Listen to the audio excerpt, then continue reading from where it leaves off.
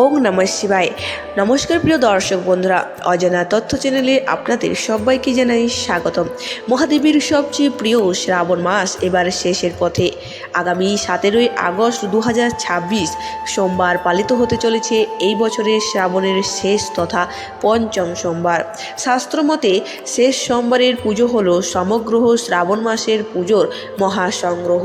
সারা মাস যারা কোনো কারণে মহাদেবের আরাধনা করতে পারেননি, তারা যদি এই শেষ দিনে ভক্তি ভরে ভোলানাথের চরণে নিজেকে সঁপে দেন, তবে জন্ম জন্মান্তরের পাপ ও দারিদ্র দূর হয়ে যায়।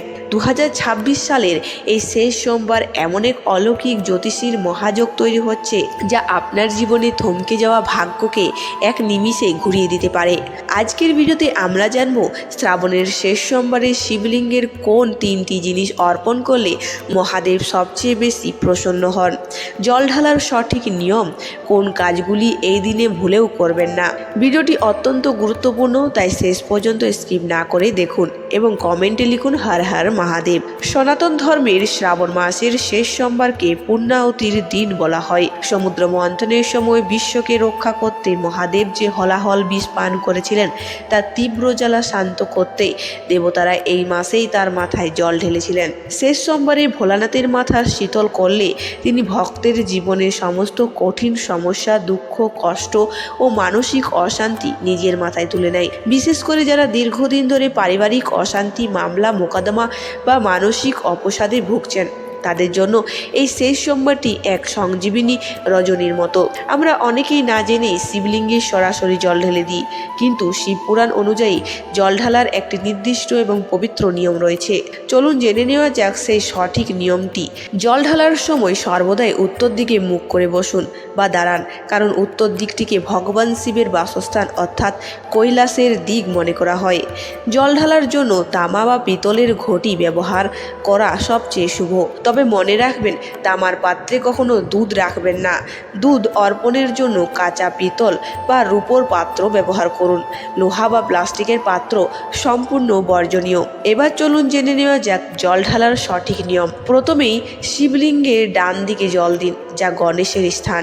দ্বিতীয়ত শিবলিঙ্গের বাঁ দিকে জল দিন, যা কার্তিকের স্থান। এবং তৃতীয়ত শিবলিঙ্গের মাঝখানে লাইনে জল দিন, যা দেবী অশোক সুন্দরীর স্থান। চতুর্থ, শিবলিঙ্গের চারপাশে যে গোলাকার অংশ বা গৌরীপট্ট রয়েছে, সেখানে জল দিন, যা মাতা পার্বতীর স্থান। সবশেষে মূল শিবলিঙ্গের উপরিভাগে একটি সরু ধারায় ধীরে ধীরে জল অর্পণ করুন। জল ঢালার সময় অত্যন্ত শান্ত মনে অবিরাম ওম নমঃ শিবায় বা মহামৃত্যুঞ্জয় মন্ত্র জপ করতে থাকুন। আশুতোষ মহাদেব সামান্য ভক্তিতেই সন্তুষ্ট হন। তবে শ্রাবণের এই শেষ সোমবারে আপনার বিশেষ কোনো অধরা মনের ইচ্ছে পূরণের জন্য শিবলিঙ্গের এই 3টি জিনিস অবশ্যই অর্পণ করুন। নাম্বার 1, শেষ সোমবারে শিবলিঙ্গের কর্পূর মিশ্রিত গঙ্গাজল ঢালার পর মহাদেবকে সুগন্ধি অষ্টগন্ধা বা খাঁটি চন্দনের প্রলেপ দিন এবং সবশেষে ভস্ম বা বিভূতি অর্পণ করুন। মহাদেব হলেন বৈরাগী, তার সবচেয়ে প্রিয় অলঙ্কার হলো ভস্ম। এই দিনে ভস্ম অর্পণ করলে মানুষের শরীরে ও মনের সমস্ত নেতিবাচক শক্তি দূর হয় এবং তীব্র আকর্ষণ শক্তি বৃদ্ধি পায়। নাম্বার 2, বেলপাতার মতোই মহাদেবের অত্যন্ত প্রিয় হলো শমী পাতা। শেষ সোমবারের শিবলিঙ্গের 5টি শমী পাতা এবং সঙ্গে নীলকণ্ঠ অর্থাৎ অপরাজিতা ফুল অর্পণ করুন। শাস্ত্রে বলা হয়, শ্রাবণের শেষ সোমবারে শমী পাতা ও নীলকণ্ঠ ফুল অর্পণ করলে কোষ্ঠীর সবচেয়ে খতরনাক শনিদোষ, রাহু কেতুর দশা এবং কালসর্প দোষ থেকে চিরতরে মুক্তি পাওয়া যায়।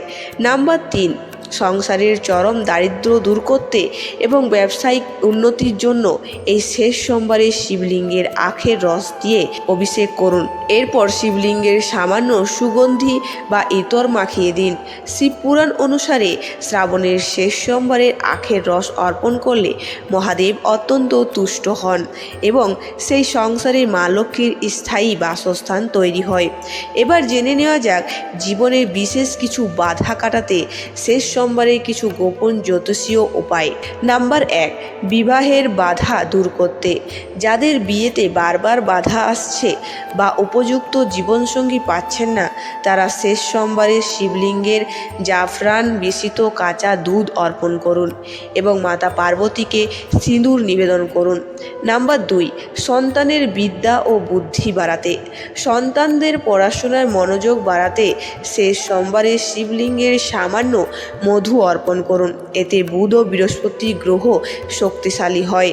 নাম্বার 3, ঋণ মুক্তি ও শত্রু দমনের। যদি ঋণের জালে ফেঁসে গিয়ে থাকেন, তবে শেষ সোমবারে শিবলিঙ্গে জল ঢালার পর 108টি গোটা মুগ ডাল অর্পণ করুন। এতে ঋণের বোঝা দ্রুত হালকা হয়। শ্রাবণের এই শেষ সোমবারের মাহাত্ম্য যেহেতু সবচেয়ে বেশি, তাই ভুল ত্রুটি মাসুলও বেশি হতে পারে। পুজো করার সময় এই 3টি ভুল এড়িয়ে চলুন। নাম্বার 1, শিবলিঙ্গের সৌম্যসূত্র বা যেখান দিয়ে জল বেরিয়ে যায় তা কখনোই টপকাতে নেই। ভুলবশত যদি তা পার হন, তবে পুজোর নিষ্ফল হয়ে যায়। তাই